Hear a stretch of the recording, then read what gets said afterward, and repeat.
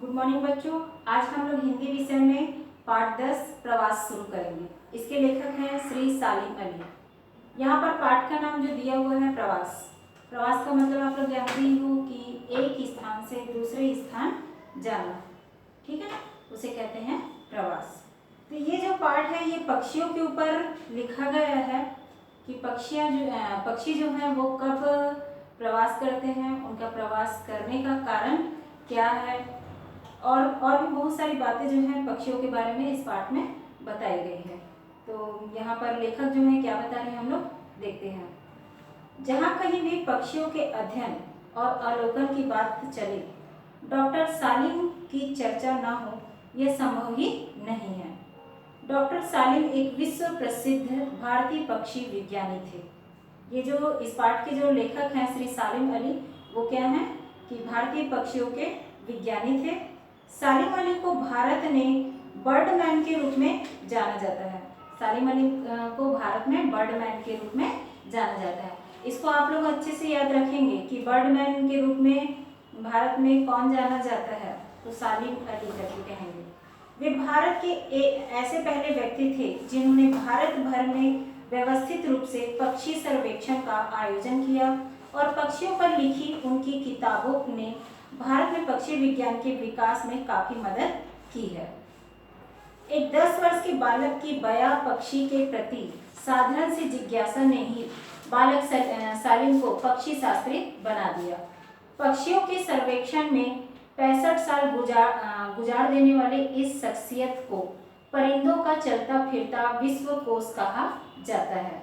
इस पाठ में स्वाभाविक रूप से प्रवासी पक्षियों के जीवन, उनके प्रवास की चुनौतियों और रोमांच को सहज रूप से प्रस्तुत किया गया है। इस पाठ में हम लोग क्या क्या पढ़ेंगे कि पक्षी जो प्रवासी पक्षी हैं उनके जीवन के बारे में पढ़ेंगे और प्रवास करने के दौरान उनके सामने क्या क्या चुनौतियां आती हैं और रोमांच को सहज रूप से प्रस्तुत किया गया है। ठीक है, तो पाठ यहाँ पर से शुरू करते हैं। पाठ का परिचय तो हो गया, अब यहाँ पर से पाठ शुरू कर रहे हैं। पक्षी विज्ञान से संबंधित जितनी विचित्र बातें हैं उनमें सबसे ज्यादा अजीब है पक्षियों का एक देश से उड़कर दूसरे देश को जाना। क्या अभी हम पक्षी को आकाश में उड़ते हुए देखते हैं, है ना, लेकिन क्या हम जानते हैं कि वह हमको बस इतना ही मालूम है कि पक्षी जो है जैसे ही सूर्य उदय होता है, सूर्य का प्रकाश जो है, सूर्य की किरणें जो है आकाश में जब लालिमा फैलाती हैं, पक्षी जो है दाना चुगने के लिए अपने भोजन की तलाश में निकल पड़ते हैं और जैसे ही सूर्य अस्त होने वाला होता है तो पक्षी फिर से अपने आश्रय स्थल पर पहुंच जाते हैं। हमको यही लगता है कि पक्षियों का आश्रय स्थल जो है पेड़ों में जो घोंसले बना करके रहते हैं, हमें वैसा ही प्रतीत होता है, लेकिन ऐसा नहीं है। कुछ पक्षी ऐसे होते हैं जो एक देश से उड़कर दूसरे देश को जाना और फिर लौटना, अर्थात कुछ समय के लिए उनका प्रवास, मतलब कि क्या होता है कि पक्षी यहाँ पर प्रवास से संबंधित बातें बता रहे हैं, तो कुछ पक्षी जो होते हैं, मतलब पक्षी विज्ञान से संबंधित जितनी विचित्र बातें हैं उनमें सबसे ज़्यादा विचित्र बात ये है कि कुछ पक्षी ऐसे होते हैं जो एक देश से दूसरे देश उड़ करके जाते हैं और उसके बाद में फिर से लौटते हैं, अर्थात कुछ समय के लिए उनका प्रवास होता है। जैसे कि हम लोग गांव जाते हैं ना और फिर उसके बाद गांव से वापस आ जाते हैं, वैसे ही पक्षी जो है एक देश से दूसरे देश जाते हैं और फिर से वापस आ जाते हैं। यह अजीब बात अब भी रहस्य बनी हुई है।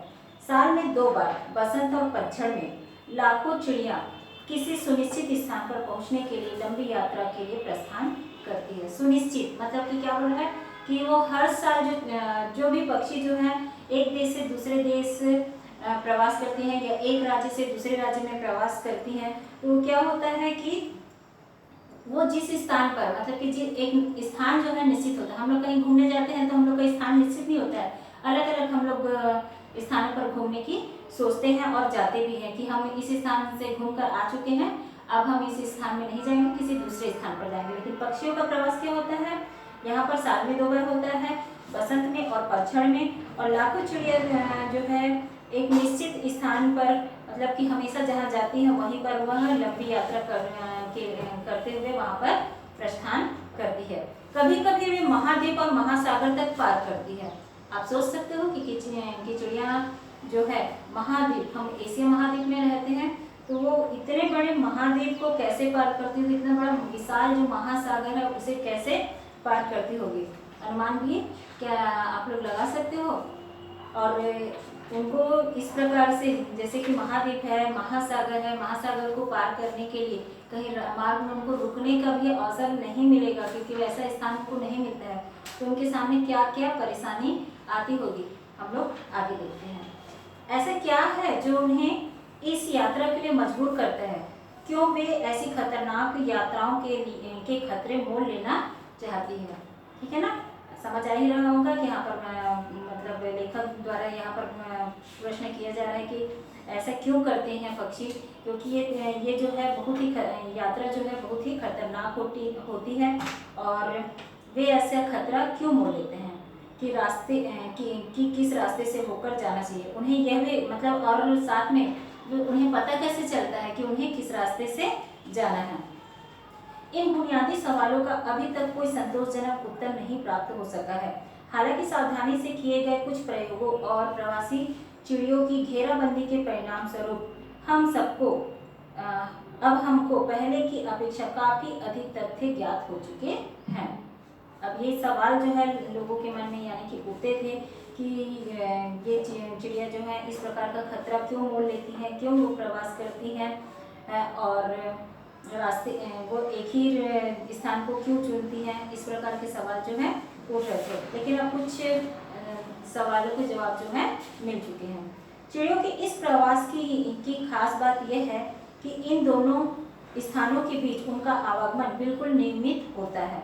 उनकी यात्राओं की भविष्यवाणी तक की जा सकती है, मतलब कि जो प्रवासी चिड़िया होती हैं उनके यात्राओं की भविष्यवाणी भी की जा सकती है, जिसमें एक हफ्ते या उसमें कम या आगा पीछा हो सकता है। मतलब कि जो भविष्यवाणी की जाती है उसमें एक हफ्ते या फिर थोड़ा बहुत आगे पीछे हो सकता है। चिड़िया लौटकर उन्हीं क्षेत्रों, प्रायः उसी बाग और खेत में आ जाती हैं। ये ही उनके गर्मी और जाड़े के निवास होते हैं, और उनके बीच हो सकता है कई हजार मील तक का फासला हो। मतलब कि वो जहाँ से आए रहती हैं वहाँ से लेकर के जिस स्थान पर आ रही थी वहाँ पर कई हजार मील का फासला हो सकता है, और जिस समय वे आती हैं वे गर्मी और जाड़े के मतलब का मौसम होता होगा। पहला सवाल जो दिमाग में आता है वह यह कि कुछ प्रजातियों की ही चिड़िया प्रवास के लिए क्यों जाती हैं, अन्य क्यों नहीं जाती। ये भी सवाल सही है कि सभी चिड़िया क्यों नहीं प्रवास करती, कुछ विशेष जाति की चिड़िया ही क्यों प्रवास करती हैं। जवाब हो सकता है कि उन प्रजातियों के लिए उनका जीना इस प्रवास पर ही निर्भर करता है, अन्य प्रजातियों के लिए नहीं। मतलब कि वातावरण जो रहता है, यानी कि जैसे कि ठंडी का मौसम आता है, गर्मी का मौसम आता है, उसके अनुरूप जो है चिड़िया प्रवास करती है। तो शायद वो इसी के कारण से जो है एक स्थान से दूसरे स्थान आती है। कुछ प्रजातियों के लिए जीने की यह शर्त नितांत अनिवार्य न होकर सिर्फ मान्य होती है, क्योंकि उनके कुछ सदस्य तो प्रवास पर जाते हैं और शेष वहीं बने रहते हैं। इनकी आबादी का एक भाग ही प्रतिवर्ष प्रवास पर जाता है और अन्य वहीं बने रहते हैं। कुछ यहाँ पर कुछ चिड़ियों के बारे में बताया जा रहा है कि वो प्रवास के लिए जाती हैं, उनके आबादी का एक भाग ही प्रतिवर्ष जाता है और बाकी जितने बचे हैं वे वहीं पर रहते हैं। यह बात तो समझ में आती है कि कुछ चिड़िया सख्त जाड़े में से घबराकर अपेक्षाकृत कम ठंडे स्थानों की ओर उड़ जाती है। मतलब क्या बता रहा है, जहाँ पर बहुत ज़्यादा कड़ाके की ठंड पड़ती है, जैसे कि बर्फीले क्षेत्र जहाँ पर होते हैं वहाँ पर क्या होता है, बहुत ज़्यादा कड़ाके की ठंड पड़ती है। तो वहाँ के जो पक्षी होते हैं वे घबराकर उन ठंडे स्थानों से कम जो ठंडा होता है वैसे स्थान पर की ओर जो है उड़ जाते हैं, और जैसे ही गर्मी शुरू होने लगती है लौटकर अपने देश आ जाती है। मतलब कि मौसम के अनुरूप वो जैसे जितना मतलब कि उनमें उतनी क्षमता नहीं होती है उस वातावरण में रहने के लिए, इसलिए वो इस स्थान को छोड़कर चली जाती है, और जैसे ही मौसम परिवर्तन होता है फिर से वे वापस आ जाती हैं। वे अपने देश तब आती हैं उस समय वहाँ पेड़ों पर नई नई कोपलें, कलियाँ और फूल निकले होते हैं, और परिवार के पोषण के लिए तमाम तरह के कीड़े मकोड़े उपलब्ध होते हैं।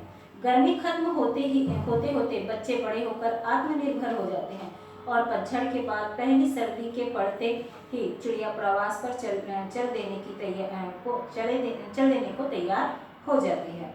उदाहरण के लिए देखिए, रोजी पेस्टर जो मध्य एशिया में अंडे देती है। ये जो है चिड़िया का नाम है रोजी पेस्टर, जो कि आप बताया जा रहा है कि मध्य एशिया में अंडे देती है और भारत से मई में चली जाती है। मतलब कि ये मध्य एशिया यानी कि भारत में आती हैं और भारत में क्या आती है और उसके बाद में वापस कब होती है, मई के महीने में, और अगस्त में फिर लौट करके आ जाती है। अगस्त में फिर आती है और उसके बाद में मतलब कि 2 बार, यहाँ पर बताया गया ना कि 2 बार जो है प्रवासी चिड़िया आती है और चली जाती है। तो ये ठंड के मौसम में जैसे ही आती है, मई का मौसम जैसे ही मौसम गर्मी का मौसम बढ़ने लगता है तो मई के महीने में चली जाती हैं और उसके बाद फिर ठंड का मौसम जैसे आने लगता है अगस्त का, तो फिर से लौट कर आती हैं।